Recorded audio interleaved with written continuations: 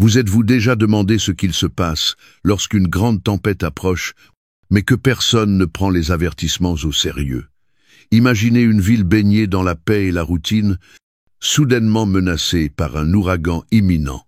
Pourtant, au lieu de chercher un abri, ses habitants rejettent le danger, se moquent de ceux qui tirent la sonnette d'alarme et continuent de vivre comme si de rien n'était. Le livre de Jude est précisément un tel avertissement, un cri désespéré pour attirer l'attention dans un monde qui s'enfonce toujours plus profondément dans la confusion, la tromperie et la déformation de la vérité de Dieu.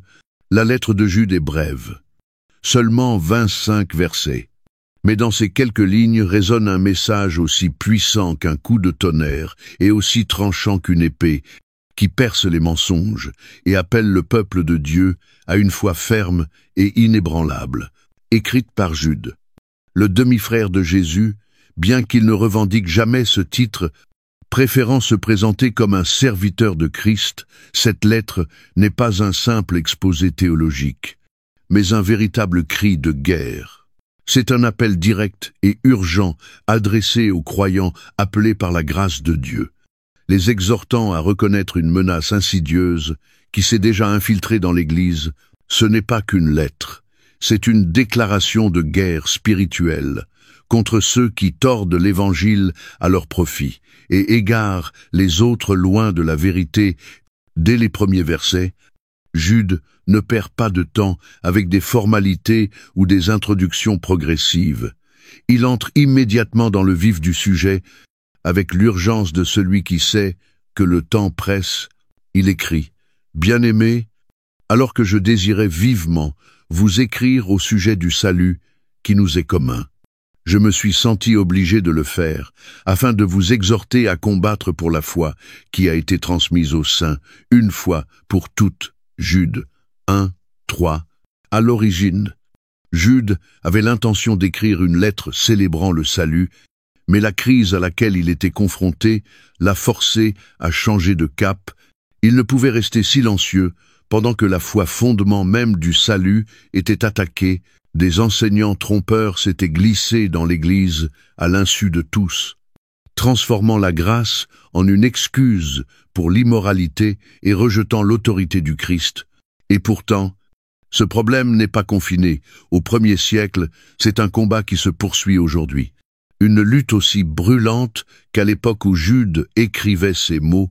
Nous vivons à une époque où la vérité est souvent compromise au nom de la tolérance, où les déformations théologiques sont relookées comme des pensées progressistes, et où il semble plus facile de se conformer aux courants changeants de la culture que de s'enraciner dans la vérité immuable des Écritures. Tout comme au temps de Jude, de faux enseignants infiltrent encore l'Église, remodelant subtilement la doctrine, rendant le péché acceptable et réduisant la grâce de Dieu à un simple laissez-passer pour vivre sans responsabilité.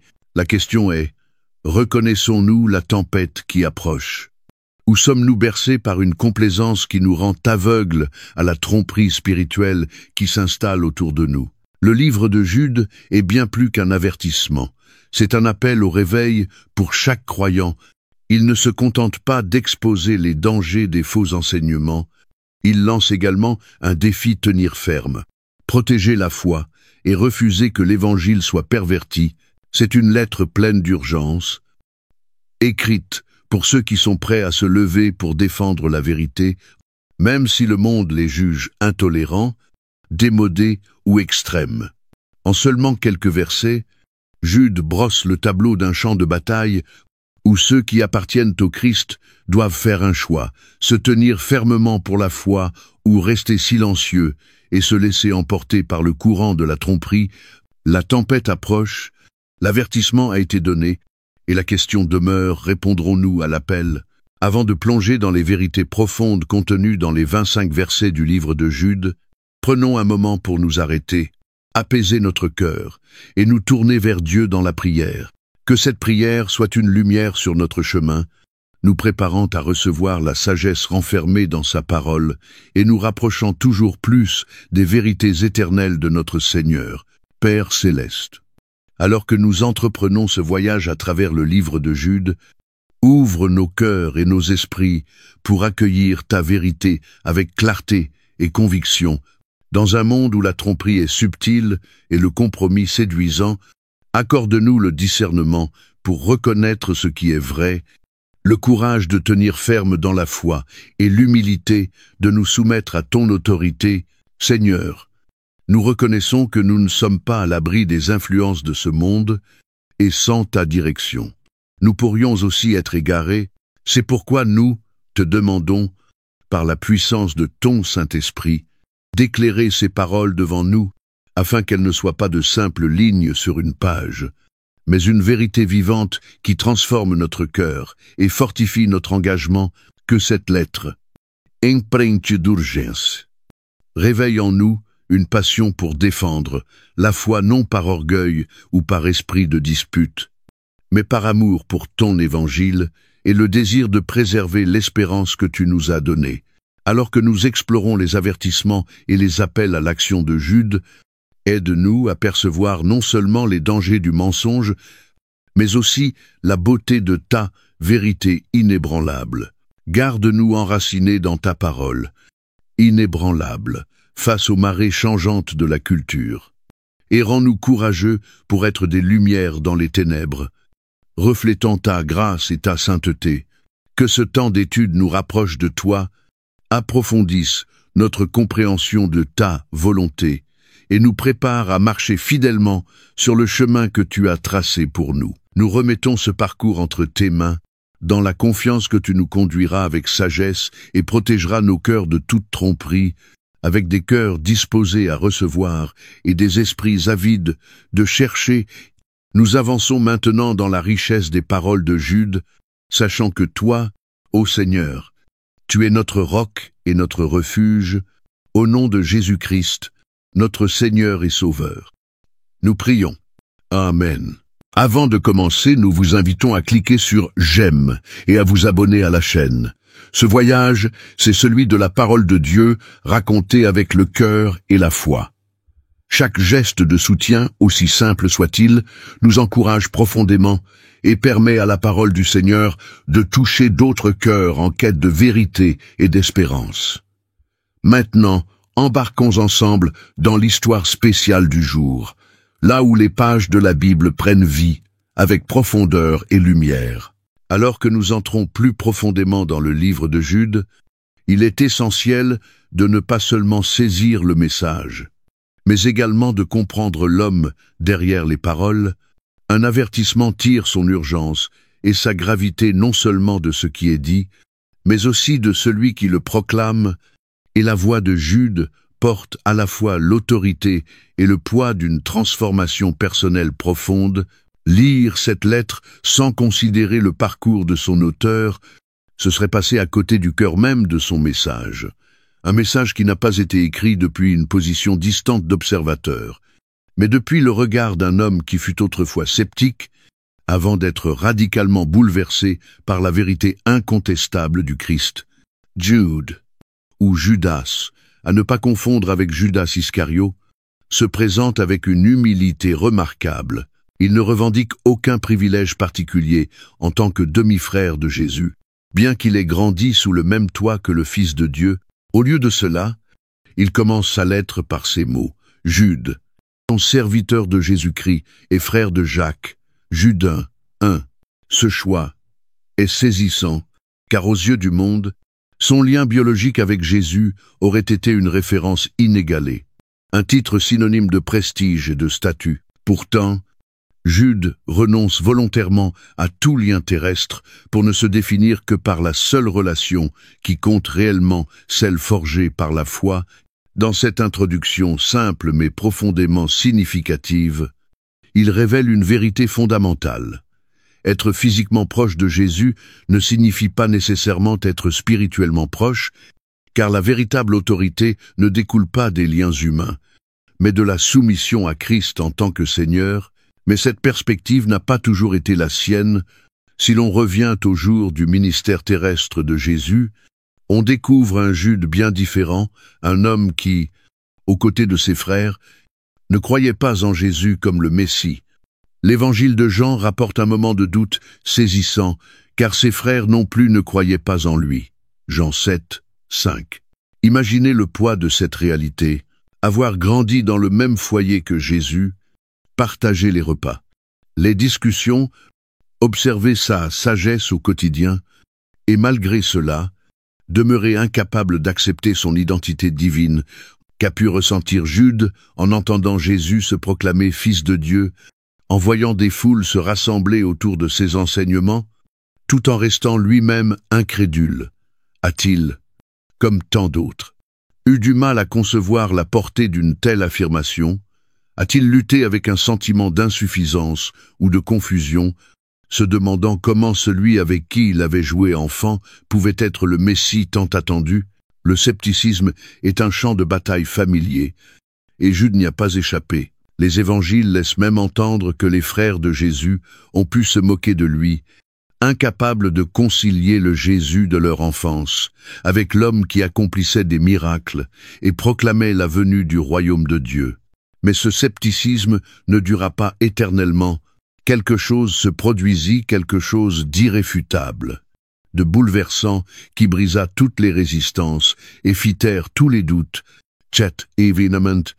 Ce fut la résurrection. Lorsque Jésus ressuscita, ce ne furent pas seulement ses ennemis qui furent réduits au silence, mais aussi ceux de sa propre famille qui avaient douté. Jude, tout comme son frère Jacques, ne pouvait plus nier la vérité. Jésus était bel et bien ce qu'il avait toujours affirmé être. La résurrection ne fut pas simplement un événement extraordinaire. Elle constitua la preuve décisive que l'homme qu'ils avaient autrefois rejeté était en réalité le Fils de Dieu vivant. Paul confirme cette transformation radicale en affirmant que Jésus, après sa résurrection, apparut spécifiquement à Jacques, 1 Corinthiens 15, sept.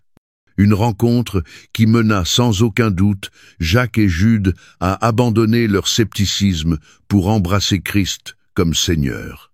Ce changement ne fut pas superficiel, il bouleversa entièrement leur vie. Jude, qui autrefois observait de loin, devint un fervent défenseur de la foi, non par loyauté familiale, mais parce qu'il avait rencontré la puissance transformatrice et indéniable du Christ ressuscité. C.E. Parcours, de l'incrédulité à la dévotion, rend la lettre de Jude d'autant plus poignante lorsqu'il met en garde contre l'abandon de la foi, lorsqu'il implore les croyants de tenir bon face aux faux enseignements. Il ne parle pas comme quelqu'un qui n'a jamais douté, mais comme un homme qui a résisté à la vérité avant d'y être confronté de plein fouet. Ses paroles sont empreintes d'expériences personnelles, ce qui confère à cette lettre non seulement une dimension doctrinale, mais aussi la profondeur d'un témoignage intime. Il ne s'inquiète pas seulement de la justesse des croyances, il se préoccupe des âmes, du danger bien réel et imminent de s'éloigner de la vérité, car il sait à quel point il est facile de résister jusqu'au moment où il est presque trop tard. Ainsi, lorsqu'il lance ses avertissements, il le fait avec le poids de celui qui a parcouru les deux chemins. Il a été le sceptique et le croyant, le moqueur et le disciple, celui qui rejetait la vérité et celui qui, finalement, a donné sa vie pour elle. Voilà pourquoi son humilité est si frappante, non par modestie feinte, mais par la conscience sincère que rien n'est plus important que de se soumettre au Christ. Il n'utilise pas son lien de sang avec Jésus pour s'élever. Il se place entièrement comme un serviteur, reconnaissant que le véritable honneur ne réside pas dans les lignées terrestres, mais dans l'abandon spirituel. La transformation de Jude et sa volonté de renoncer à toute reconnaissance personnelle pour embrasser le rôle de serviteur préparent le terrain pour ce qui va suivre. Ce n'est pas une lettre écrite par devoir ou ambition personnelle, mais par une charge sacrée qui pèse sur son cœur. Il a vu ce qui arrive lorsque la vérité est négligée. Il a été témoin de ceux qui, aveuglés par leurs désirs, se détournent de Dieu pour courir à leur perte. Son urgence ne vient pas d'une peur pour lui-même, mais d'une conscience claire de ce qui est en jeu pour ceux qui n'écoutent pas l'avertissement. Alors que nous poursuivons la lecture de ce message, faisons-le avec la conscience que ces paroles ne sont pas vaines, elles sont le cri d'un homme transformé, d'un homme qui a lutté contre le doute et qui en est ressorti avec une conviction inébranlable, un homme qui, par la puissance du Saint-Esprit, nous parle encore aujourd'hui, à travers les siècles, nous appelant à tenir ferme, à combattre pour la foi et à reconnaître que, finalement, il n'existe pas de plus grand appel que celui d'être un serviteur du Christ. S'il y a jamais eu un moment où les croyants doivent se réveiller, secouer la complaisance et affirmer sans vaciller leurs convictions, "See moment, c'est maintenant." Le livre de Jude n'est pas une lettre d'encouragement passif, c'est un cri de ralliement, d'un appel à se lever au milieu d'une bataille, qui ne se joue pas dans le monde visible, mais dans le royaume spirituel, une bataille où les fondements même de la foi sont assiégés. Jude, qui avait autrefois douté, écrit désormais avec une ferveur qui ne peut provenir que de celui qui a vu les conséquences dévastatrices du compromis spirituel. Il n'introduit pas son avertissement en douceur et ne s'attarde pas sur les formules de politesse. Il parle avec l'urgence de celui qui sonne l'alarme au cœur de la nuit, suppliant les croyants d'ouvrir les yeux avant qu'il ne soit trop tard. Au départ, Jude avait prévu d'écrire au sujet du salut commun des croyants un message d'unité et d'encouragement, une lettre qui aurait célébré l'espérance que l'on trouve en Christ, mais quelque chose l'a poussé à changer de direction, quelque chose de si pressant qu'il ne pouvait l'ignorer. Il écrit « Bien-aimés, alors que je désirais vivement vous écrire au sujet du salut qui nous est commun, je me suis senti obligé de le faire afin de vous exhorter à combattre pour la foi qui a été transmise aux saints une fois pour toutes. » Jude 1, 3. Ce changement de cap n'est pas arbitraire, c'est un élan divin, une conviction impérieuse déposée dans son cœur par le Saint-Esprit. Jude a discerné le danger imminent, la menace rampante qui avait déjà commencé à infiltrer l'Église, et il savait que si les fidèles ne se levaient pas pour défendre la vérité, ils seraient bientôt submergés par la tromperie. Mais que signifie « combattre pour la foi » ? Le mot employé par Jude évoque une lutte intense, un combat qui exige une détermination et une persévérance sans faille, à l'image d'un soldat tenant sa position au plus fort de la bataille. Il ne s'agit pas d'un combat fait d'épées et de boucliers, ni d'un simple débat théologique réservé aux cercles intellectuels. C'est une guerre menée avec la vérité comme arme, une confrontation acharnée contre ceux qui cherchent à diluer, déformer ou détruire l'essence même de l'Évangile. Jude n'appelle pas à une résistance silencieuse ou à une réprobation passive. Il convoque les croyants à adopter une posture active, à protéger ce qui leur a été confié, à reconnaître que la foi transmise aux saints n'est pas un héritage que l'on peut remanier pour s'adapter aux courants culturels. Elle est immuable, inviolable, sacrée. Jude ne tarde pas à identifier l'ennemi. Il avertit que certains hommes se sont glissés parmi vous sans qu'on les remarque. Ce sont des impies qui changent la grâce de notre Dieu en dérèglement et renient notre seul Maître et Seigneur, Jésus-Christ. Jude 1, 4. Le danger ne vient pas de l'extérieur de l'Église, mais de l'intérieur. Ces faux enseignants ne se tiennent pas sur des places publiques en opposition ouverte au Christ. Ils sont dans les rangs, parfois même au pupitre, revêtus des habits de la foi. Tout en œuvrant avec acharnement à la saper de l'intérieur, ce sont des loups déguisés en brebis, des trompeurs qui transforment la grâce en permis de vivre sans loi, rendant le péché acceptable et reléguant la sainteté au rang de valeur dépassée.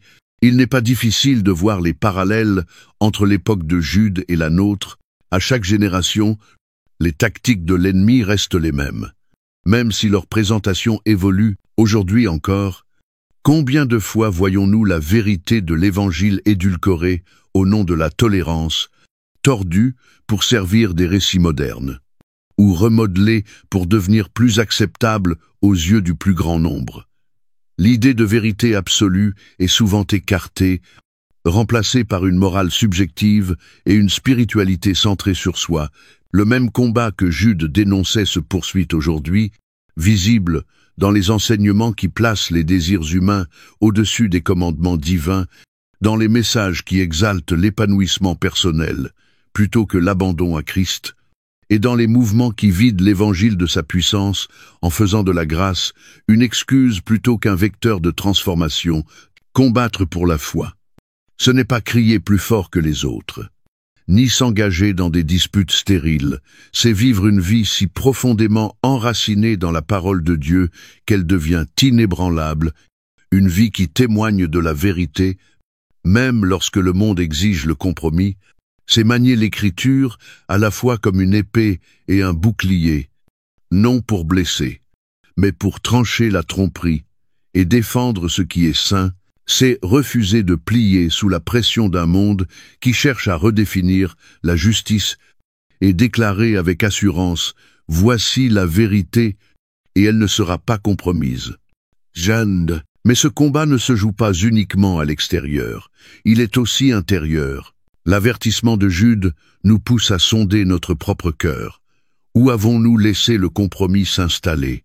Où avons-nous permis que le bruit de la culture étouffe la voix de la vérité? Il est facile de reconnaître les faux enseignements lorsqu'ils sont flagrants, mais bien plus périlleux sont les mensonges subtils. Les petites distorsions qui nous éloignent peu à peu de l'Évangile, souvent, sans même que nous en ayons conscience. L'appel de Jude ne se limite pas à repousser la tromperie dans le monde, mais à demeurer vigilants dans notre propre marche, en veillant à ne pas nous écarter insidieusement de la foi que nous avons reçue. Il ne s'agit pas d'une foi passive, c'est un engagement vivant, actif, dynamique envers l'Évangile, qui exige endurance, courage et une dévotion sans faille. Le combat est réel, mais la victoire l'est aussi. La lettre de Jude ne met pas seulement en lumière les dangers. Elle nous rappelle que la foi pour laquelle nous combattons n'est ni fragile ni éphémère. Elle nous a été confiée par Dieu lui-même, préservée à travers les générations et soutenue par la puissance du Christ. La question n'est pas de savoir si la vérité subsistera. Elle subsistera. La vraie question est, tiendrons-nous ferme en elle? Serons-nous trouvés fidèles lorsque la tempête éclatera et que le monde exigera notre silence? Les paroles de Jude sont aussi pressantes aujourd'hui qu'elles l'étaient il y a des siècles. L'appel à défendre la foi n'est pas une option, c'est un mandat, une responsabilité confiée à chaque croyant. Être disciple du Christ, ce n'est pas seulement recevoir le salut, c'est aussi protéger et proclamer la vérité qui mène d'autres au salut. Le temps, c'est maintenant. La bataille est là, la foi nous a été confiée. La seule question qui demeure est répondrons-nous à l'appel? Une bataille ne peut jamais être remportée sans connaître les tactiques de l'ennemi. Et la tromperie ne peut être surmontée sans discerner les schémas de ceux qui sont tombés avant nous. Jude, dans l'urgence de réveiller l'Église à la réalité du combat spirituel, ne se contente pas de lancer un avertissement vague contre les dangers des faux enseignants ou de la rébellion. Au contraire, il plonge profondément dans l'histoire sacrée du peuple de Dieu, puisant dans le passé pour éclairer le présent, en invoquant les échecs de ceux qui nous ont précédés. Il nous rappelle que se détourner de Dieu n'est pas un phénomène nouveau, mais un cycle tragique, répété à travers les âges par ceux qui ont laissé l'orgueil, la convoitise et la rébellion les éloigner de la vérité. Leurs récits ne sont pas de simples anecdotes anciennes et lointaines. Ils sont comme des miroirs d'avertissement reflétant les tentations et les pièges qui menacent encore les croyants d'aujourd'hui. Jude écrit « Car certains individus se sont glissés parmi vous, des impies, qui changent la grâce de notre Dieu en dérèglement et renient notre seul Maître et Seigneur Jésus-Christ. » Jude 1, 4. Pour souligner la gravité de cet avertissement, il convoque 3 exemples saisissants des anges rebelles ayant abandonné leur vocation divine. Caïn consumé par la jalousie et la colère, Balaam qui vendit son don prophétique par cupidité, et Corée dont l'arrogance mena à un jugement aussi soudain que terrifiant, ces individus, bien que séparés par le temps, partagent un destin commun.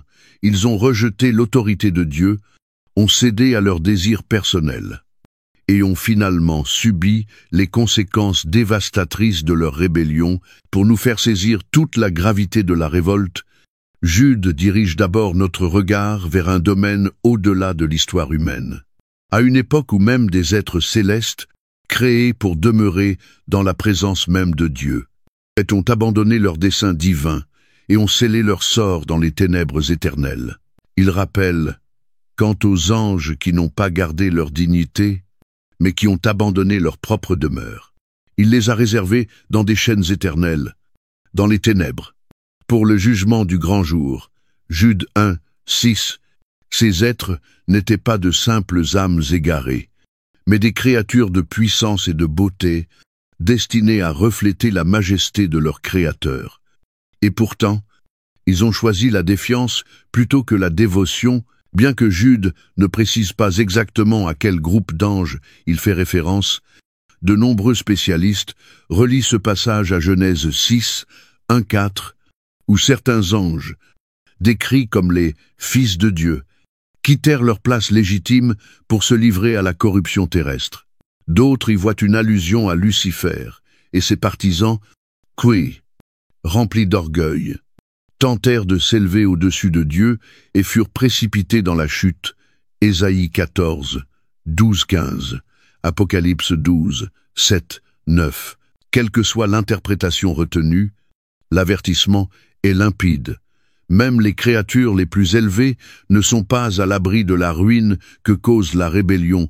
Leur châtiment est sévère, leurs chaînes irrévocables, et leur histoire demeure un rappel glaçant que l'orgueil et l'exaltation de soi ne mènent pas à la liberté, mais à la destruction. Depuis le monde céleste, Jude nous ramène ensuite au premier meurtre de l'histoire humaine, le drame tragique de Caïn. Un homme que l'envie incontrôlée a conduit sur un chemin sans retour. Le récit, tiré de Genèse 4, 1-6, commence par deux frères, Caïn et Abel, offrant des sacrifices à Dieu. Si l'offrande d'Abel fut acceptée, celle de Caïn fut rejetée non par caprice divin, mais parce qu'Abel offrit avec foi, tandis que le cœur de Caïn était plein d'amertume et d'orgueil. Au lieu de chercher la correction, Caïn laissa son ressentiment s'enraciner, sa colère se transformer en haine. Dieu, dans sa miséricorde, l'avertit, « Le péché est tapi à ta porte, mais toi, domine sur lui. » Genèse 4, sept. Pourtant, Caïn choisit d'ignorer l'appel divin et agit selon sa rage. Le champ où il marchait autrefois avec son frère devint le théâtre d'un meurtre brutal, le sang innocent d'Abel criant justice depuis la terre. Mais l'horreur du récit ne s'arrête pas là. Le châtiment de Caïn est une agonie pire que la mort, condamné à errer. Marqué à jamais par son crime, il devient un fugitif, séparé de la présence de Dieu, vivant sous l'ombre du péché qu'il a refusé de dominer. Son homme, désormais synonyme de fratricide, demeure un avertissement pour quiconque laisse la jalousie, l'amertume ou le désir non maîtrisé s'enraciner dans son cœur. Si la chute de Caïn fut motivée par la colère, celle de Balaam le fut par une autre force tout aussi destructrice, la cupidité, mentionnée dans Nombre 22 à 24. Balaam était un prophète doué de la capacité d'entendre la voix de Dieu, mais au lieu d'employer ce don sacré pour la justice, il se laissa séduire par les richesses et la promesse du pouvoir engagée par Balak, roi des Moab, pour maudire Israël. Balaam sembla d'abord résister, affirmant qu'il ne pouvait dire que ce que Dieu lui ordonnait. Pourtant, sous ces paroles d'obéissance se cachait un cœur attiré par l'or. Bien que Dieu l'empêchât de maudire Israël, Balaam trouva un autre moyen de servir ses propres intérêts en conseillant à Balak de séduire le peuple de Dieu par l'idolâtrie et l'immoralité. Nombre 31, 6 Apocalypse 2, 14.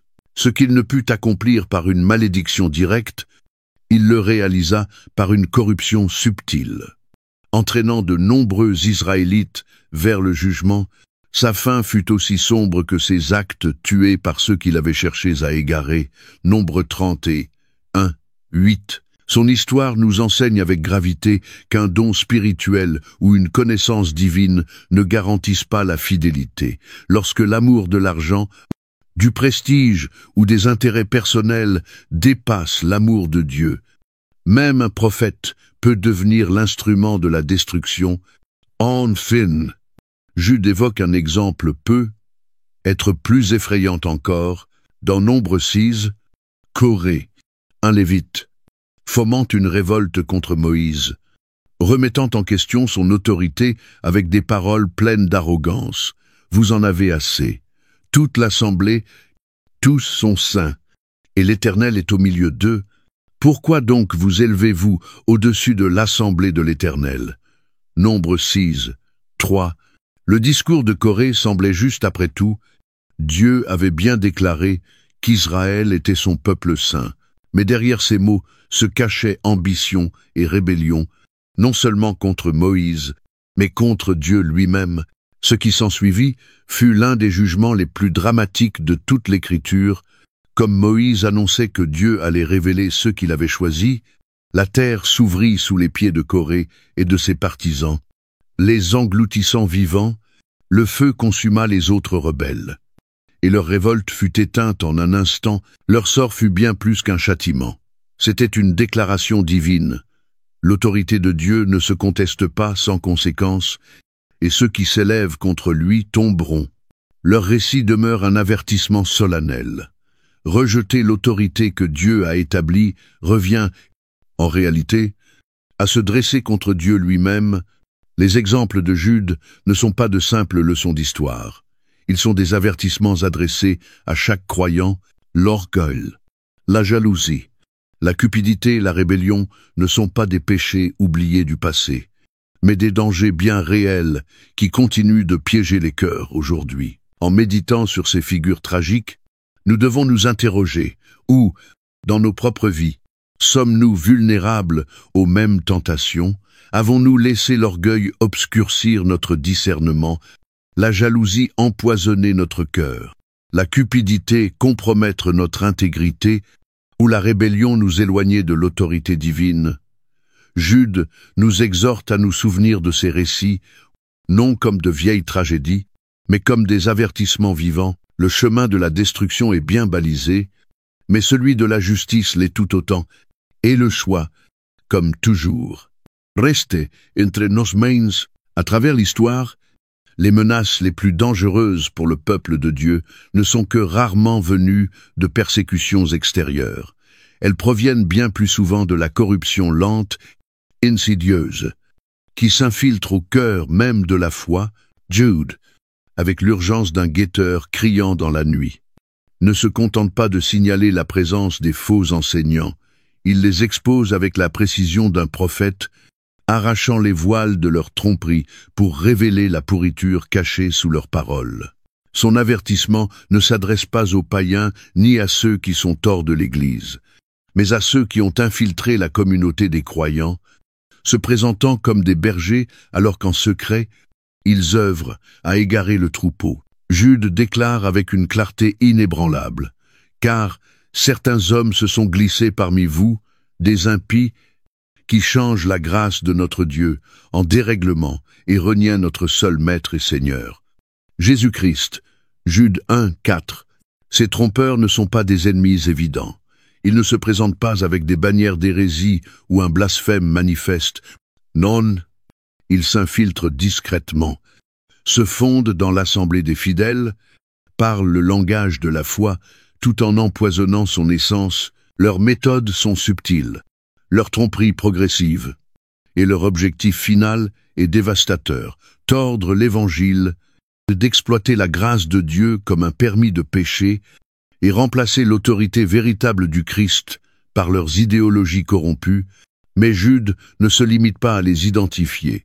Il dresse un portrait saisissant et effrayant de leur nature, à travers des métaphores puissantes qui perçant leur vide et leur supercherie.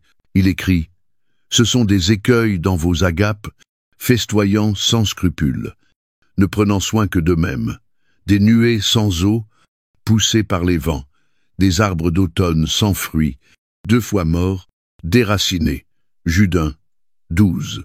Dans ces images, ils révèlent leur véritable visage, non pas des guides nourrissant le troupeau, mais des parasites se servant des autres, sans rien offrir en retour, poursuivant leurs ambitions personnelles et laissant derrière eux des âmes affamées spirituellement. L'image du berger revêt une signification profonde dans l'Écriture.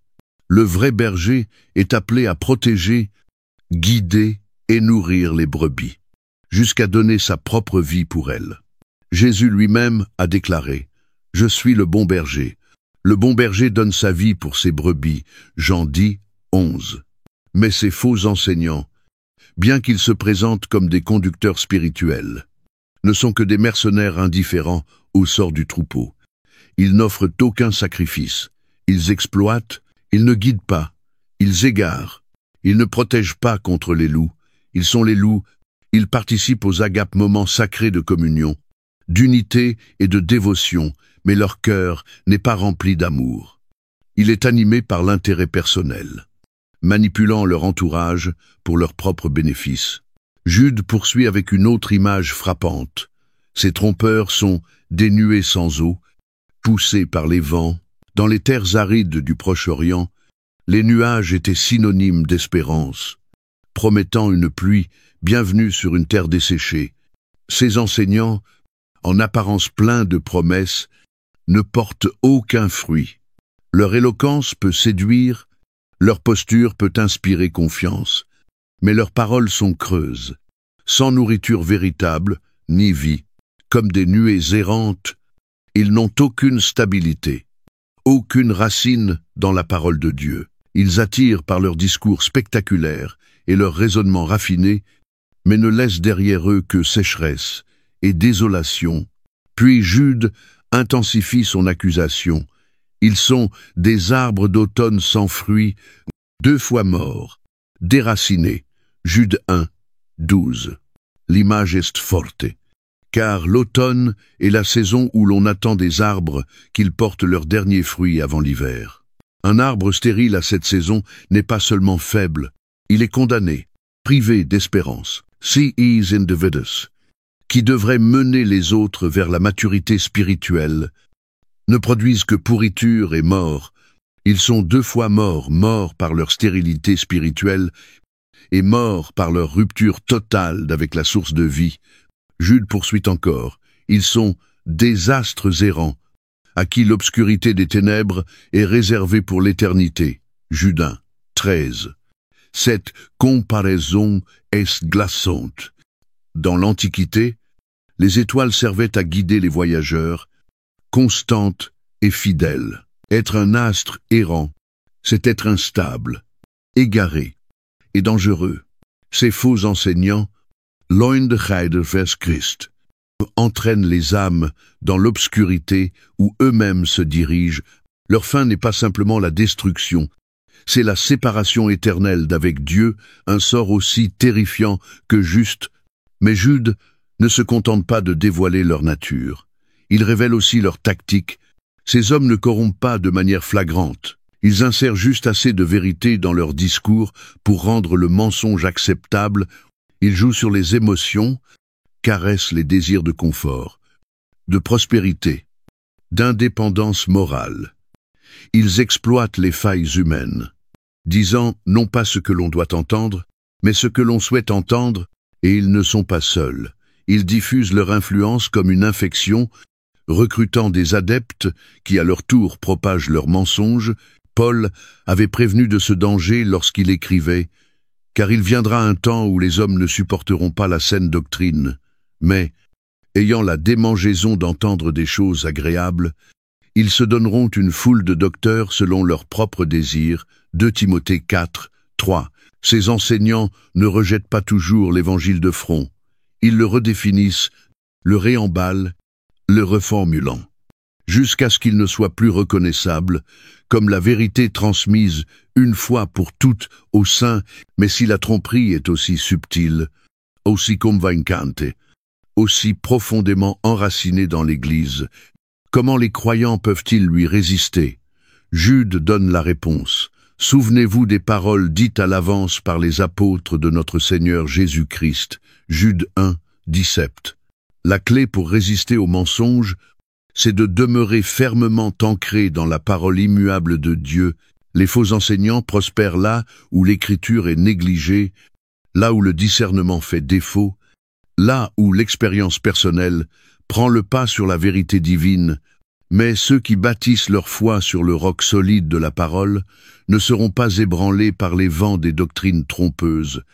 De plus, Jude exhorte, « Édifiez-vous vous-même sur votre très sainte foi, priez par le Saint-Esprit. » Jude 1, 20. Il ne s'agit pas d'une défense passive, mais d'un engagement actif à fortifier sa foi par la prière, par une immersion dans l'Écriture, par la communion avec d'autres croyants enracinés dans la vérité. Les chrétiens peuvent développer une résilience spirituelle qui les rend imperméables aux ruses des trompeurs. L'avertissement de Jude est aussi actuel aujourd'hui qu'à son époque. Les loups n'ont pas disparu. Ils ont seulement changé de masque. Ils ne viennent pas toujours comme des ennemis déclarés. Parfois, ils viennent comme des leaders respectés, des auteurs populaires, des prédicateurs charismatiques dont les paroles paraissent inspirantes, mais dont les enseignements rongent les fondements de la foi. La question n'est pas de savoir si les faux enseignants existent, leur présence est indéniable. La vraie question est, les reconnaîtrons-nous? Tiendrons-nous fermes dans la vérité ou serons-nous emportés par les vents de leur tromperie? Les paroles de Jude restent un défi lancé à chaque croyant. Discernerons-nous? Défendrons-nous? Proclamerons-nous la vérité ou bien resterons-nous silencieux tandis que les loups dévorent le troupeau? La lettre de Jude, bien qu'elle soit remplie d'avertissements solennels à propos des faux enseignants et de la destruction qui les attend, n'a pas pour but de plonger les croyants dans la peur ou l'incertitude. Elle est, au contraire, un appel à l'action, un plan de bataille, pour tenir ferme dans un monde où la vérité est sans cesse attaquée et où la foi est constamment remise en question. Ce n'est pas un combat pour les craintifs, ni une lutte que l'on peut gagner dans la passivité ou la complaisance. C'est une guerre spirituelle qui exige vigilance, persévérance et un engagement inébranlable envers la vérité de Dieu. Jude ne se contente pas d'identifier les dangers. Il équipe les fidèles avec des instructions claires pour résister aux ruses de l'ennemi et sortir victorieux. Il exhorte, « Mais vous, bien-aimés, édifiez-vous vous-même sur votre très sainte foi. Priez par le Saint-Esprit. Maintenez-vous dans l'amour de Dieu. En attendant la miséricorde de notre Seigneur Jésus-Christ pour la vie éternelle. » Jude 1, 20, 20 et 1. Ces mots, bien que simples dans leur structure, portent le poids d'une stratégie divine. Ils ne se contentent pas de tracer une ligne de défense, mais décrivent une manière de vivre active et intentionnelle qui permet aux croyants de ne pas être emportés par la tromperie, mais de se fortifier dans la foi qui leur a été confiée. La foi ne reste pas forte d'elle-même. Elle doit être cultivée, renforcée, édifiée, continuellement, à l'image d'une forteresse qui nécessite un entretien constant pour résister à un siège imminent. Jude appelle les croyants à vous édifier sur votre très sainte foi. Jude 1, 20. Soulignant que la croissance spirituelle n'est pas passive, mais bien un processus continu et délibéré. Cette croissance ne naît pas d'émotions passagères, de la sagesse du monde ou de routines religieuses, mais elle repose sur le fondement solide de la parole immuable de Dieu.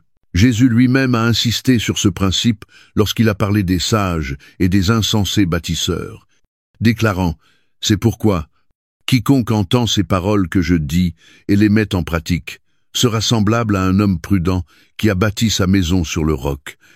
La pluie est tombée, les torrents sont venus, les vents ont soufflé et se sont jetés contre cette maison. Elle n'est point tombée parce qu'elle était fondée sur le roc. Matthieu 7, 24-25. La foi du croyant n'est pas éprouvée dans les temps de paix, mais bien dans les tempêtes de l'épreuve, de la persécution et de la séduction. Si la foi est fondée sur une compréhension superficielle, sur des convictions empruntées ou sur les sables mouvants de l'opinion populaire, elle s'écroulera au premier choc. Mais si elle est profondément enracinée dans l'Écriture, nourrie par l'obéissance et renforcée par l'étude, elle restera inébranlable. Quelle que soit la violence de l'opposition, c'est pourquoi la parole de Dieu est essentielle. Elle n'est pas simplement un livre, ni une collection de doctrines religieuses, mais la véritable nourriture de l'âme. Le psalmiste déclare « Ta parole est une lampe à mes pieds, une lumière sur mon sentier ». Psaume 119, 105. Illustrant que, dans l'obscurité de la tromperie, le seul guide fiable est la vérité révélée par Dieu lui-même. Se bâtir dans la foi, c'est s'immerger dans les Écritures. Laisser la vérité s'enraciner et vivre de manière à ce que la foi ne soit pas seulement crue, mais incarnée. Cependant, la foi ne se renforce pas par la connaissance seule. Elle doit être vivifiée par la communion avec Dieu. C'est pourquoi Jude exhorte les croyants à prier par le Saint-Esprit. Jude 1, 20. Un appel qui dépasse les prières rituelles ou les requêtes répétitives, prier dans l'Esprit. C'est entrer dans une dimension de prière qui transcende les limites humaines, où l'Esprit intercède, fortifie et aligne le cœur avec la volonté de Dieu. Paul exprime cette vérité dans sa lettre aux Romains. De même aussi l'Esprit nous aide dans notre faiblesse, car nous ne savons pas ce qu'il nous convient de demander dans nos prières, mais l'Esprit lui-même intercède par des soupirs inexprimables. Romains 8, 26. Ce n'est pas une vie de prière superficielle, mais une vie dirigée par l'Esprit, fervente et profondément connectée au dessein divin. C'est dans ces moments de prière, remplis de l'Esprit, que les batailles se gagnent, que les peurs s'apaisent, et que les croyants reçoivent la force de rester fermes. Dans un monde saturé de bruit et de distractions, la prière n'est pas une option spirituelle, c'est une nécessité vitale. Elle est le lien vivant avec la source de notre force, puisant en Dieu le pouvoir de résister aux pressions du compromis et de la séduction. Ceux qui négligent la prière peuvent toujours professer la foi, mais ils n'auront pas la puissance pour la vivre pleinement. Le commandement suivant de Jude ne concerne pas seulement la défense extérieure, mais la sécurité intérieure de l'âme. Il dit « Maintenez-vous dans l'amour de Dieu, en attendant la miséricorde de notre Seigneur Jésus-Christ pour la vie éternelle. » Jude 1, 20 et 1. Il ne s'agit pas d'une attente passive, mais d'un demeurer actif, un effort conscient pour rester proche de Dieu, vivre en sa présence et résister à tout ce qui éloigne le cœur de lui. Jésus l'a également souligné. « Comme le Père m'a aimé, je vous ai aussi aimé, demeurez dans mon amour. Si vous gardez mes commandements, vous demeurerez dans mon amour. De même que j'ai gardé les commandements de mon Père et que je demeure dans son amour. » Jean 15, 9, 10. La clé pour demeurer dans l'amour de Dieu, c'est l'obéissance. Il ne s'agit pas de mériter son amour, car cet amour est offert librement, mais de rester dans une disposition où cet amour continue d'agir et de transformer le cœur. Le péché, le compromis et la négligence de la présence de Dieu créent une distance. L'obéissance, l'adoration et l'abandon nous rapprochent toujours davantage de lui. Voilà pourquoi le combat pour la foi n'est pas uniquement extérieur, il est profondément intérieur. C'est une lutte pour que le cœur ne se refroidisse pas, pour résister à l'érosion lente de la passion, pour veiller à ce que la dévotion envers Christ ne soit pas affaiblie par les distractions du monde. Ceux qui demeurent dans l'amour de Dieu ne vacillent pas quand les épreuves arrivent. Ils ne remettent pas en question leur identité lorsque la culture change, ni n'échangent leurs convictions contre des commodités passagères. Ils endurent, non par leur propre force, mais parce qu'ils sont ancrés dans l'amour inébranlable et fidèle de Dieu. Enfin, Jude termine avec un appel à la persévérance, exhortant les croyants à attendre la miséricorde de notre Seigneur Jésus-Christ pour la vie éternelle. Jude 1, 20 et 1. Ce n'est pas une attente passive, mais une anticipation active, où chaque décision, chaque action, chaque instant est vécu à la lumière de l'éternité. Les épreuves de ce monde, les séductions des faux enseignants, les pressions pour se conformer sont éphémères, mais la récompense de ceux qui persévèrent est éternelle. Paul le confirme lorsqu'il écrit « J'estime que les souffrances du temps présent ne sauraient être comparées à la gloire à venir qui sera révélée pour nous. » Romains 8, 18. L'espérance de l'éternité n'est pas un rêve lointain, elle est une réalité présente qui fortifie ceux qui refusent de céder aux séductions ou aux épreuves de ce monde. Ceux qui gardent les yeux fixés sur Christ ne se lassent pas de faire le bien, car ils savent que la récompense ne se trouve pas ici-bas, mais dans la vie à venir. Les instructions de Jude ne sont pas optionnelles, elles sont la clé de la survie dans un temps de guerre spirituelle. Se fortifier dans la foi, prier par l'Esprit, demeurer dans l'amour de Dieu et vivre dans l'attente de l'éternité ne sont pas de simples conseils, mais des nécessités pour quiconque désire tenir ferme. Le combat est réel, l'ennemi acharné. Mais la victoire appartient à ceux qui s'attachent à la vérité. La question n'est pas de savoir si la séduction viendra, elle est déjà là. La vraie question est, les croyants seront-ils prêts à y faire face? Serons-nous trouvés prêts, avec une foi inébranlable, un cœur ferme et une espérance qui ne cède jamais, ou serons-nous emportés par les courants du mensonge et du compromis? Les paroles de Jude sont un appel à se lever, à tenir bon et à combattre, non avec les armes de ce monde, mais avec une foi inébranlable, une prière puissante et un amour pour Dieu qui endure jusqu'à la fin. Le temps de se préparer, c'est maintenant, et la seule question qui demeure est, répondras-tu à cet appel? Dans le champ de bataille spirituelle que Jude décrit avec tant de vivacité, où la séduction rôde telle une ombre, prête à engloutir les âmes imprudentes, le combat pour la foi ne relève pas uniquement de l'effort individuel. Il constitue une mission collective. L'appel à combattre pour la vérité ne vise pas seulement à préserver sa propre croyance, mais à tendre la main à ceux dont la foi chancelle, à ceux qui vacillent au bord du gouffre spirituel, à ceux qui, être sans même s'en rendre compte, se sont éloignés du fondement solide de la vérité divine. L'urgence dans les paroles de Jude n'est pas seulement un appel à l'endurance, mais une supplication à agir, une commission divine pour sauver ceux que les mensonges ont piégés. Avant qu'il ne soit trop tard, Jude écrit avec une clarté saisissante « Reprenez les uns, ceux qui contestent, sauvez-en d'autres en les arrachant du feu. Et pour d'autres encore, ayez une pitié mêlée de crainte, haïssant jusqu'à la tunique souillée par la chair. » Jude 1, 22-23. Par ces mots, il trace un tableau saisissant et poignant des divers degrés de péril spirituel, chacun nécessitant une approche différente, un degré d'urgence particulier et un équilibre subtil entre miséricorde et discernement. Ce n'est pas une simple exhortation passive, mais un commandement impérieux, une mission que chaque croyant doit prendre à cœur s'il veut accomplir le mandat qui lui est confié. Le premier groupe que Jude mentionne est ceux qui contestent, ceux qui doutent, des individus qui ne se sont pas encore totalement détournés, mais qui vacillent, pris dans la tempête de la confusion, de l'incertitude et de la séduction.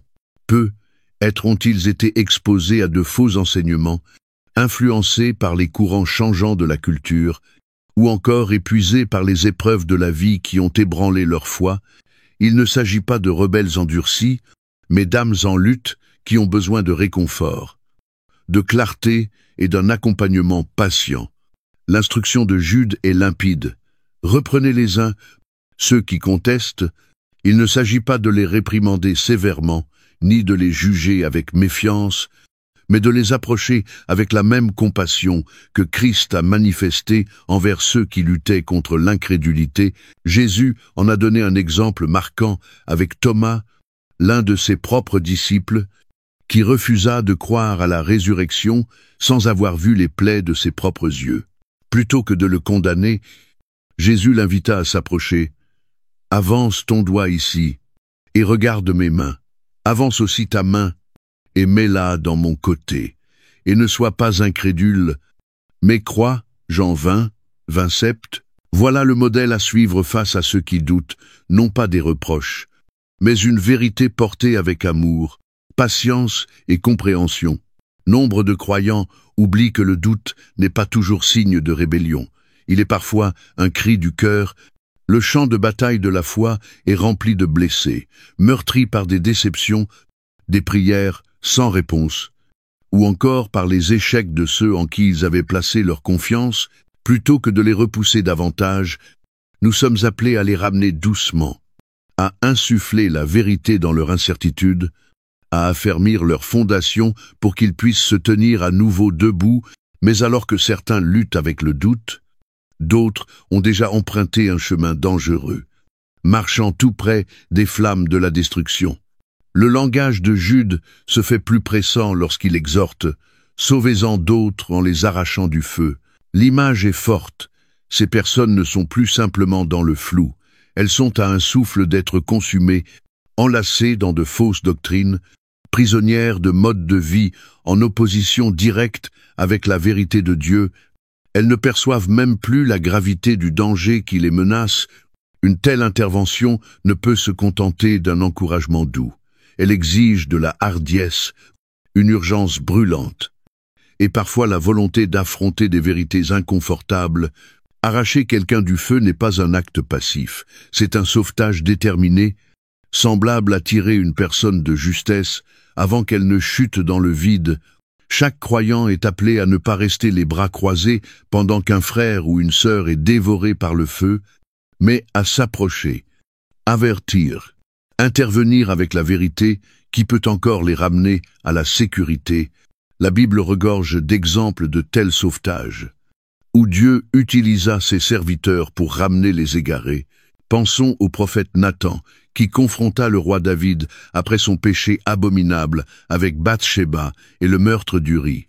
Plutôt que de laisser David continuer dans l'illusion, Nathan lui adressa un reproche tranchant qui mena à sa repentance. 2 Samuel 12, 1-13. Parfois, l'amour ne se manifeste pas par des paroles douces, mais par une vérité tranchante. Parfois, la miséricorde n'est pas dans la consolation, mais dans la confrontation. Si nous aimons véritablement ceux qui s'égarent, nous ne pouvons pas rester silencieux alors qu'ils marchent vers leur perte. Le dernier avertissement de Jude porte un équilibre solennel, et pour d'autres encore, ayez une pitié mêlée de crainte, haïssant jusqu'à la tunique souillée par la chair.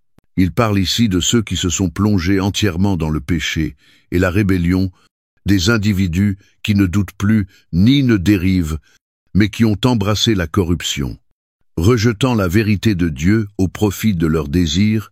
Bien que nous soyons encore appelés à leur montrer de la miséricorde, Jude y ajoute une mise en garde essentielle. Cette miséricorde doit être mêlée de crainte, une crainte sainte qui nous empêche d'être contaminés par les péchés mêmes que nous cherchons à secourir. Cette mise en garde est capitale, car ceux qui s'enfoncent dans le péché cherchent rarement à y demeurer seuls. Le péché est contagieux, séduisant, et possède un pouvoir d'entraînement redoutable. Paul fait écho à ce danger lorsqu'il écrit « Ne vous y trompez pas, les mauvaises compagnies corrompent les bonnes mœurs » 1 Corinthiens 15, 33. Nous sommes appelés à sauver, mais jamais à compromettre, appelés à tendre la grâce, mais sans jamais nous laisser tirer dans les ténèbres que nous voulons éclairer. Se croire à l'abri de la séduction est une illusion.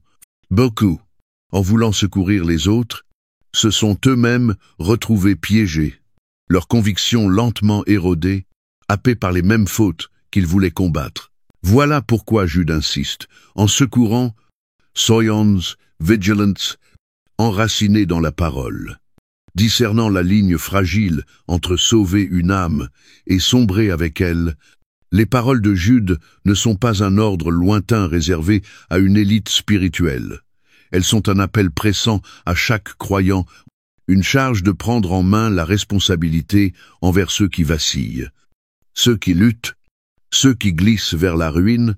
La marche chrétienne n'a jamais été pensée comme une route solitaire. Nous sommes appelés à porter les fardeaux les uns des autres, à fortifier les faibles, à dire la vérité à ceux qui s'égarent et à ramener ceux qui s'approchent du précipice.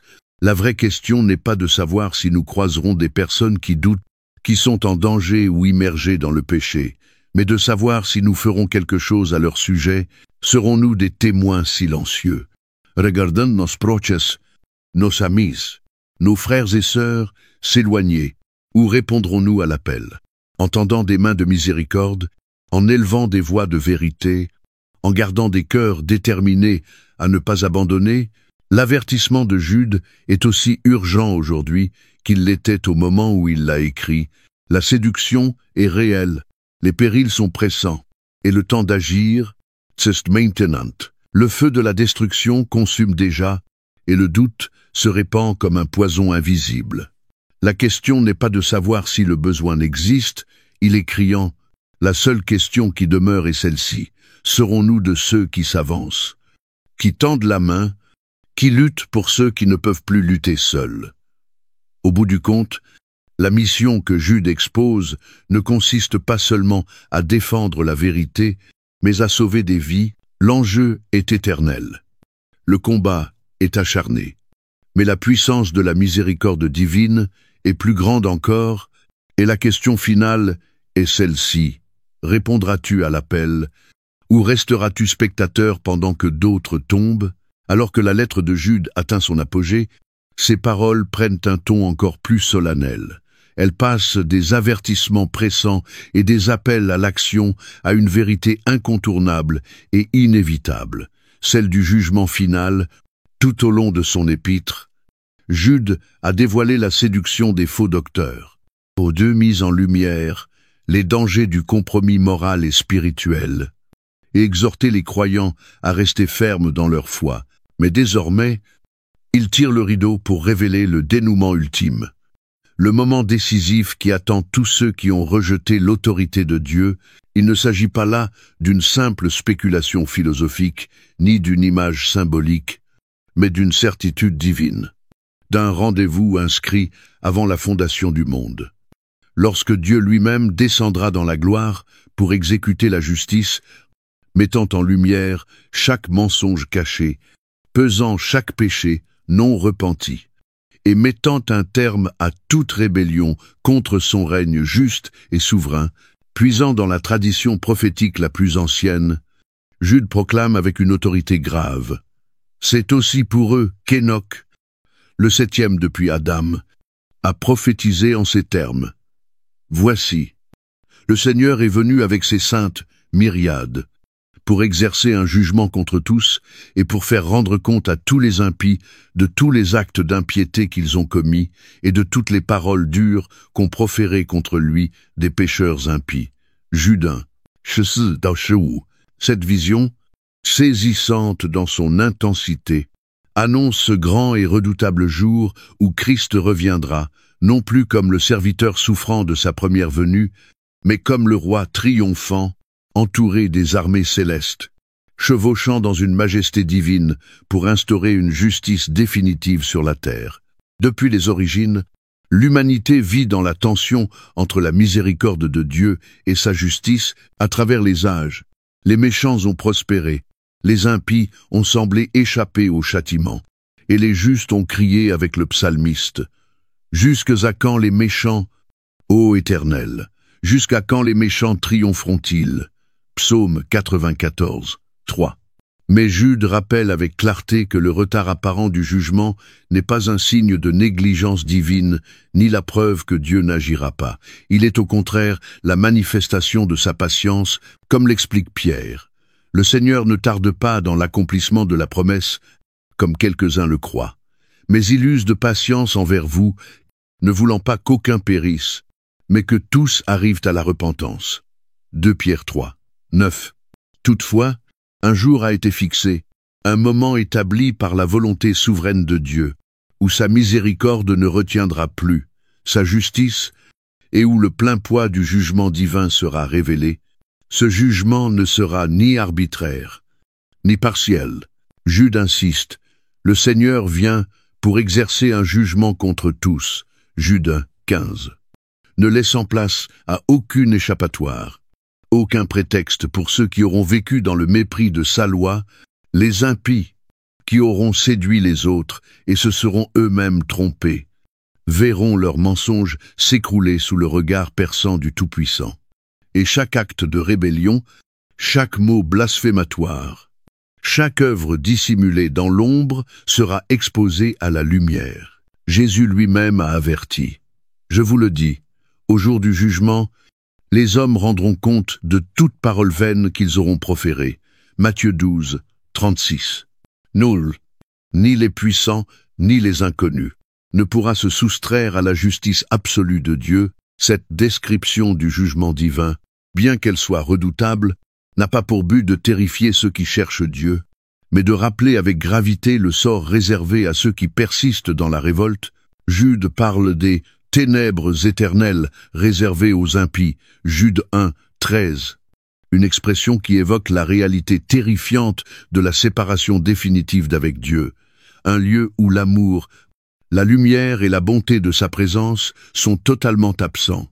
Jésus a décrit cet état comme les ténèbres du dehors, où il y aura des pleurs et des grincements de dents. Matthieu 8, 12.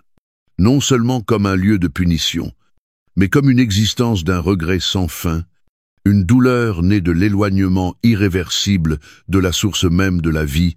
Certains s'interrogent, comment un Dieu d'amour pourrait-il exercer un tel jugement?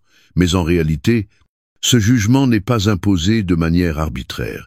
Il est choisi ceux qui rejettent la grâce de Dieu, qui méprisent sa vérité et vivent dans la rébellion contre son autorité, choisissent, par leurs actes, d'exister en dehors de lui. L'enfer n'est pas uniquement une punition, il est la conséquence naturelle d'un cœur qui s'est endurci face à Dieu, comme l'écrivait C.S. Lewis. En fin de compte, il n'y a que deux types de personnes, celles qui disent à Dieu que ta volonté soit faite, et celles à qui Dieu dira, à la fin, que ta volonté soit faite. 25. Mais pour ceux qui appartiennent à Christ, ceux qui ont placé leur confiance en sa justice et demeurent fermes dans la foi, le jugement final n'est pas un jour à craindre. C'est un jour de justification, de gloire révélée et d'entrer dans un héritage qui ne pourra jamais leur être ôté. Jude ne conclut pas sa lettre par la crainte, mais par une espérance saisissante. Or, à celui qui peut vous préserver de toute chute et vous faire paraître devant sa gloire irrépréhensible et dans l'allégresse, à Dieu seul, notre Sauveur, par Jésus-Christ notre Seigneur, soit gloire, majesté, force et autorité, dès avant tous les temps, maintenant et pour tous les siècles. Amen. Jude 1, 24-25. Voici l'espérance ultime du croyant. Non que nous tenions debout par notre propre justice, car nul ne peut subsister devant Dieu par ses propres mérites, mais que Christ lui-même nous présentera irréprochable, revêtu de sa parfaite justice. Le même Seigneur qui jugera les impies est le Sauveur qui soutient son peuple, le préservant de la chute, le fortifiant dans l'épreuve, et l'introduisant dans la joie de son royaume éternel. Paul partage cette même confiance lorsqu'il déclare « Désormais la couronne de justice m'est réservée. Le Seigneur, le Juste Yuga, me la donnera dans ce jour-là. Et non seulement à moi, mais à tous ceux qui auront aimé son avènement. » 2 Timothée 4, 8. Le jugement final, s'il est un jour de terreur pour ceux qui rejettent Dieu, est un jour de triomphe pour ceux qui lui appartiennent. C'est le jour où chaque larme sera effacée, chaque injustice réparée, et où les rachetés entreront dans la plénitude de la présence éternelle de Dieu. Alors que Jude referme sa lettre, son message demeure aussi limpide et urgent qu'à l'instant où il l'a écrit. Le chemin est devant chacun de nous. se tenir avec Christ par la foi et être accueilli dans la vie éternelle, ou rejeter sa vérité et faire face au poids total du jugement divin. Il n'y a pas de terrain neutre, pas de position intermédiaire, pas de refuge en dehors de lui. Jésus l'a affirmé, « Celui qui n'est pas avec moi est contre moi » Matthieu 12, 30. Le monde peut se moquer de l'idée de jugement, la balayer d'un revers de main comme une superstition ou une manipulation par la peur, mais la vérité ne cesse pas d'être vraie simplement parce qu'elle est rejetée. Le jour du Seigneur viendra comme il a été annoncé, et chaque âme devra choisir de quel côté elle se tiendra. Pour ceux qui demeurent fidèles, la promesse est certaine. Le même Dieu qui juge est le Dieu qui sauve, et il soutiendra les siens jusqu'à la fin. Reste cette question essentielle. Ce jour-là, où te tiendras-tu? Seras-tu parmi ceux qui reculent avec crainte, ou parmi ceux qui se réjouissent à la venue du roi? Seras-tu de ceux qui méprisent et tournent en dérision, ou de ceux qui élèvent leur voix en adoration, sachant que le Seigneur de toute la création vient pour réclamer les siens? Le temps de l'hésitation est passé, l'appel a été lancé, le jugement final approche, mais l'espérance glorieuse du royaume éternel de Dieu aussi. La seule question à laquelle il te faut désormais répondre est celle-ci: où seras-tu lorsque ce jour viendra? Alors que la lettre de Jude atteint son dénouement glorieux, l'intensité de ses avertissements et le poids de ses exhortations culminent en un crescendo d'adoration divine. Après avoir exhorté les croyants à demeurer fermes dans la foi, à résister à la séduction, à secourir les égarés et à persévérer dans l'amour de Dieu, Jude lève maintenant les yeux au-delà des combats de ce monde, fixant son regard sur la réalité éternelle, inébranlable, de la gloire de Dieu. Ces paroles, désormais libérées des injonctions et des mises en garde, deviennent une déclaration triomphante, une doxologie vibrant de cette vérité inébranlable. Toute puissance, toute majesté et toute autorité appartiennent à Dieu, dès l'éternité passée, aujourd'hui et à jamais. Jude s'exclame avec une exultation spirituelle.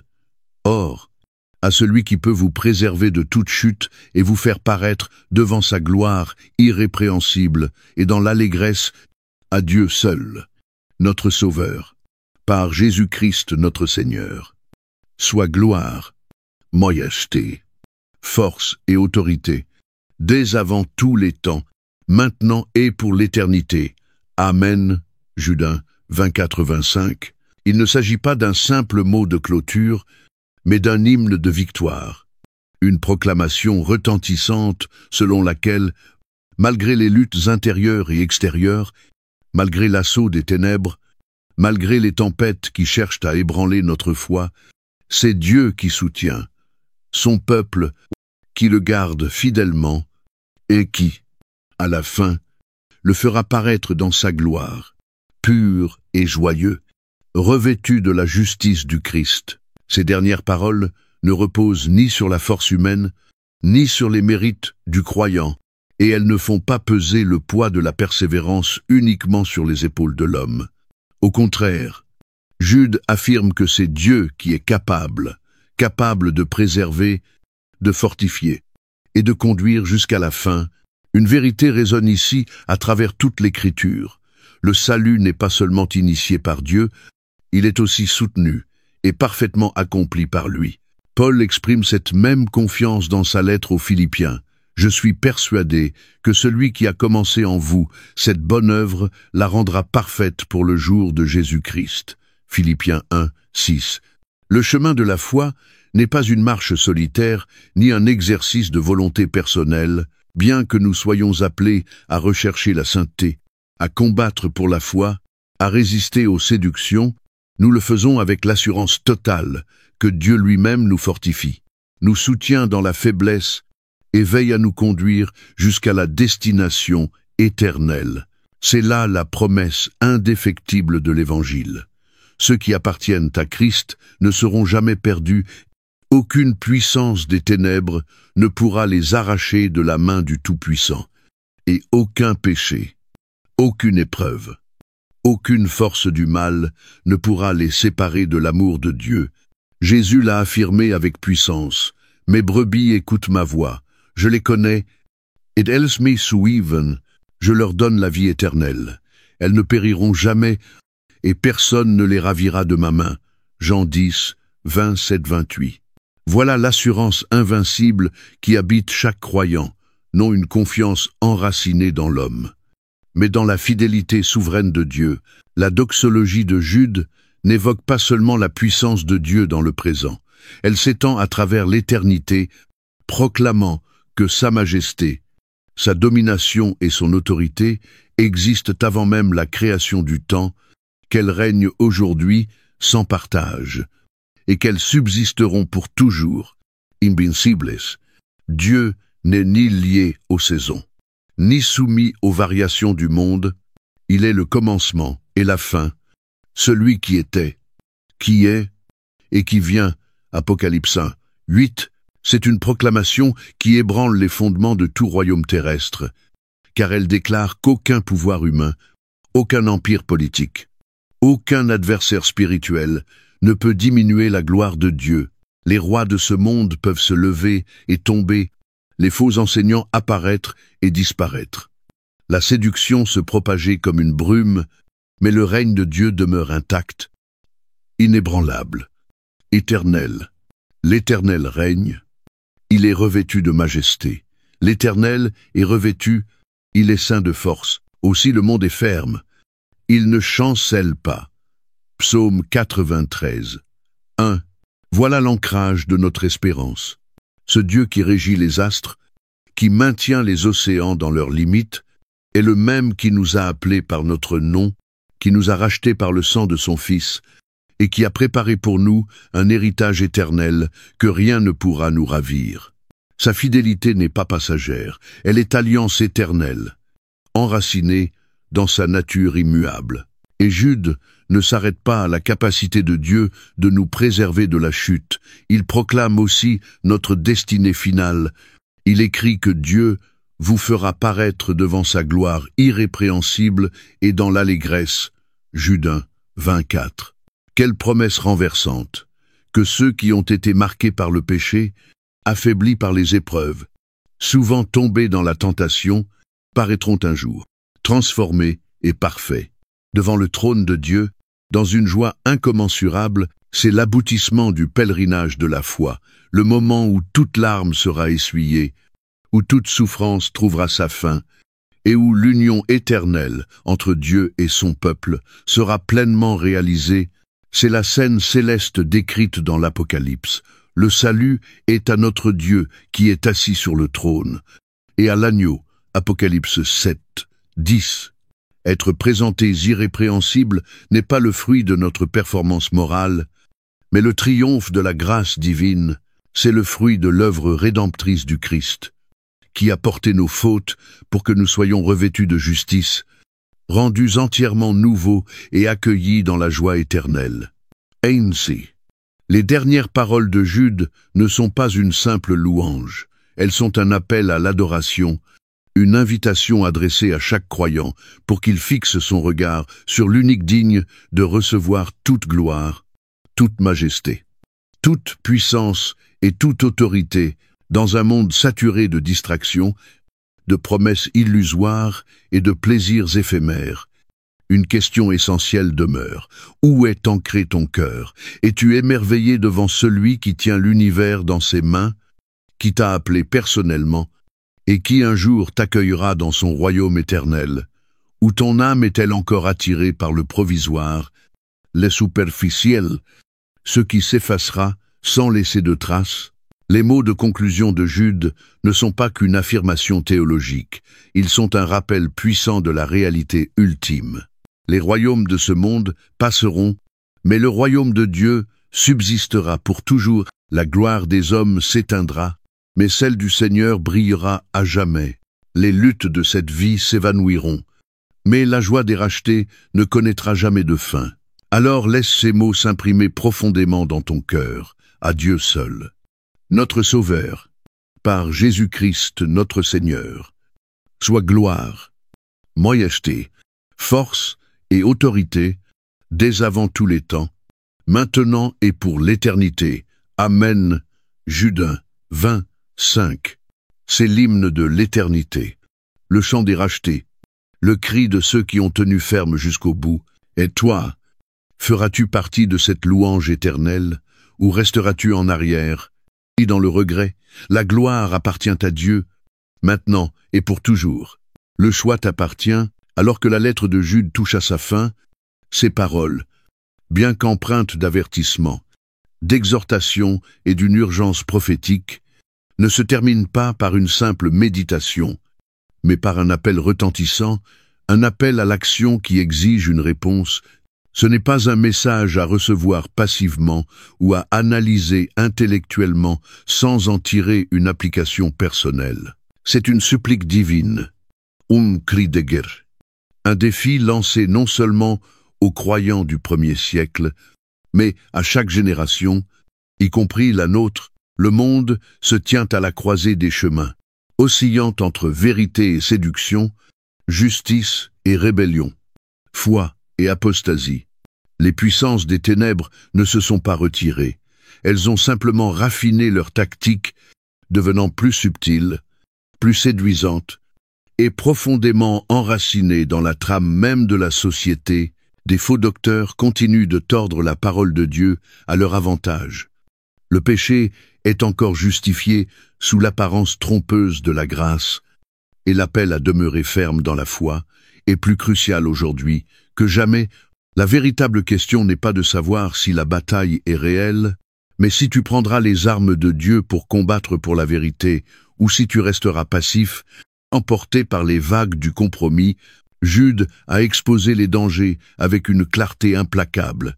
Il a dénoncé ceux qui transforment la grâce en licence pour l'immoralité, qui rejettent la seigneurie du Christ, qui égarent les autres avec de fausses promesses et mènent beaucoup à la condamnation.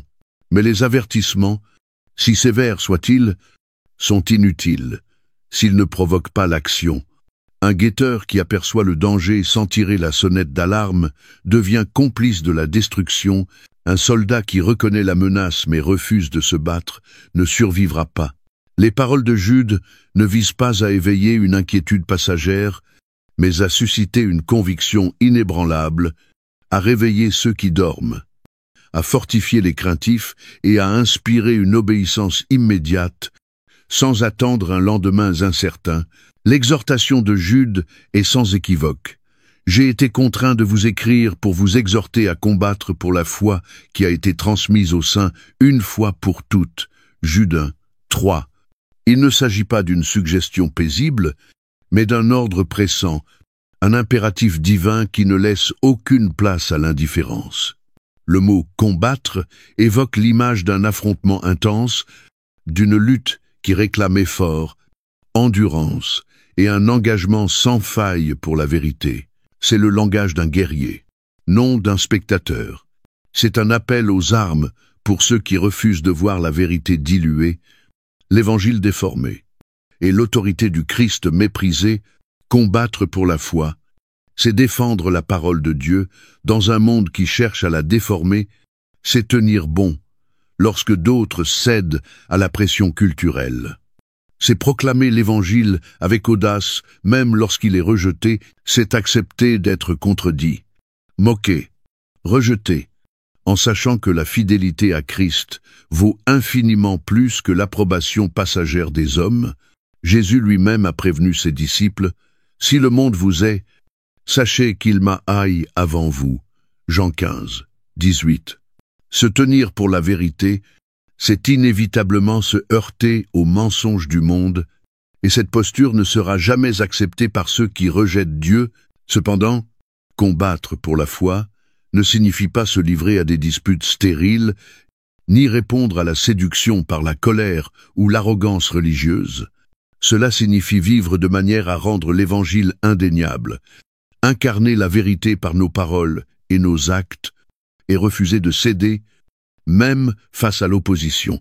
L'apôtre Paul, s'adressant aux Corinthiens, rappelle que notre combat n'est pas dirigé contre des hommes, mais contre des puissances spirituelles qui cherchent à corrompre la vérité divine.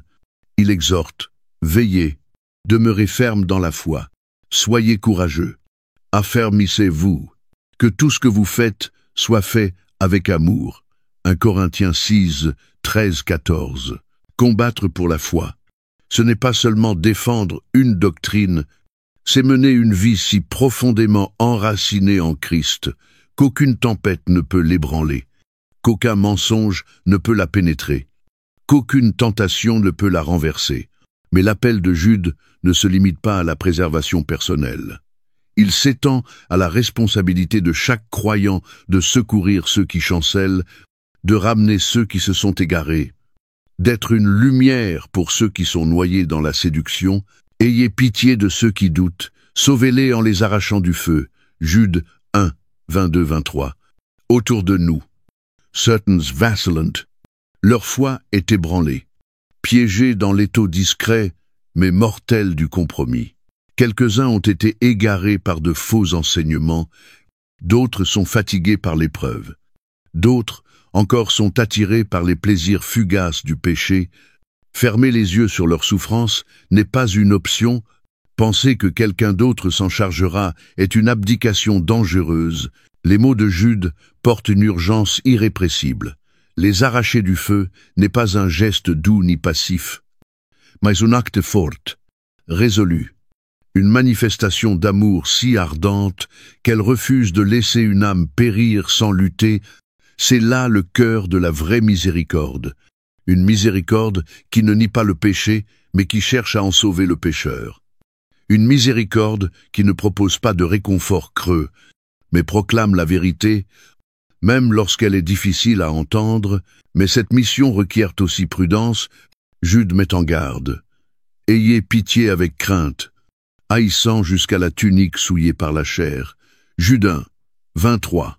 Le péché est trompeur, et ceux qui veulent sauver les autres doivent veiller à ne pas se laisser eux-mêmes corrompre. L'appel à tendre la main n'est pas un appel à compromettre la sainteté. C'est une invitation à tenir fermement dans la lumière, tout en offrant la grâce. C'est une démarche exigeant sagesse, enracinement dans la parole de Dieu et humilité. Car sans sa grâce, nous serions tous également perdus. Jude ne laisse pas les croyants seuls dans le combat. Il les rassure par la promesse inébranlable de la fidélité de Dieu, l'assurance que ceux qui persévèrent seront un jour présentés devant sa gloire. Irrépréhensible et dans l'allégresse, Jude 1, 24. Le combat n'est pas éternel. Les épreuves ne sont pas vaines, et les luttes présentes ne sont rien comparées à la gloire qui vient. Combattre pour la foi, tenir bon face à la séduction, secourir ceux qui s'égarent, tout cela ne concerne pas uniquement notre vie ici-bas. Cela touche l'éternité, c'est vivre d'une manière telle que, lorsque la trompette retentira et que Christ reviendra dans sa gloire, nous ne nous cacherons pas avec crainte, mais nous nous tiendrons dans la joie, ayant été fidèles jusqu'au bout. L'apôtre Paul, à l'approche de sa fin, déclara avec assurance: « J'ai combattu le bon combat, j'ai achevé la course. J'ai gardé la foi. Désormais, la couronne de justice m'est réservée, que le Seigneur, me remettra dans ce jour-là. » 2 Timothée 4, 7-8. C'est ce moment que chaque croyant devrait attendre, le jour où la foi deviendra vision, où chaque sacrifice aura valu la peine et où le roi des rois dira: « C'est bien, bon et fidèle serviteur. » Matthieu 25, 23. L'appel a été proclamé, l'avertissement a été donné, l'enjeu est éternel. Tu as entendu la vérité, tu connais la réalité du combat, et l'heure est venue, la décision t'appartient. Te tiendras-tu ferme? Combattras-tu pour la foi? Tournas-tu ton regard vers les âmes perdues? Fixeras-tu les yeux sur l'éternité? Le moment, c'est maintenant. Le combat est réel. La récompense est éternelle. Quelle sera ta réponse? Merci de nous avoir accompagnés jusqu'à la fin de cette vidéo. Chaque récit biblique est un chemin de retour vers Dieu, discret mais puissant, qui nourrit notre foi jour après jour. Si ce voyage a touché votre cœur, cliquez sur « J'aime » pour partager ce message. Et abonnez-vous pour continuer à explorer avec nous d'autres histoires pleines de sens. À très bientôt dans notre prochaine vidéo. Que Dieu vous bénisse, vous et votre famille.